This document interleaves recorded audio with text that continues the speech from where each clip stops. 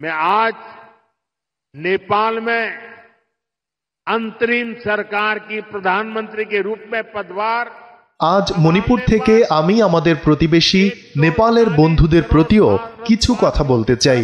হিমালয়ের কোলে অবস্থিত নেপাল আমাদের ঘনিষ্ঠ বন্ধু। ইতিহাস ও বিশ্বাসে আমরা অঙ্গাঅঙ্গিভাবে যুক্ত। আজ 140 কোটি ভারতীয়র পক্ষ থেকে আন্তরিক অভিনন্দন জানাচ্ছি সুশীলা জিকে, যিনি অন্তর্বর্তীকালীন সরকারের প্রধানমন্ত্রী হিসেবে দায়িত্ব গ্রহণ করেছেন। আমি বিশ্বাস করি তার নেতৃত্বে নেপালে শান্তি, স্থিতিশীলতা ও সমৃদ্ধির পথ প্রশস্ত হবে। নেপালের প্রথম নারী প্রধানমন্ত্রী হিসেবে তার দায়িত্ব গ্রহণ নারী শক্তির উজ্জ্বল দৃষ্টান্ত।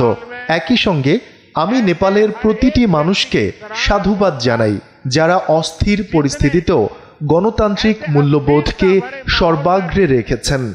लोकतांत्रिक मूल्यों को सर्वोपरि रखा। पिछले 2-3 दिनों से গত কয়েকদিনে নেপালের তরুণ তরুণীদের আমি দেখেছি, তারা পরিশ্রম করে রাস্তা পরিষ্কার করেছে, রং করেছে। তাদের সেই ছবি আমি সামাজিক যোগাযোগ মাধ্যমেও দেখেছি।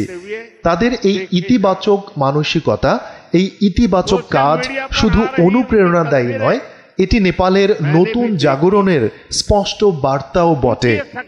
নেপালের উজ্জ্বল ভবিষ্যতের জন্য আমি শুভকামনা জানাই। स्पष्ट संकेत भी है।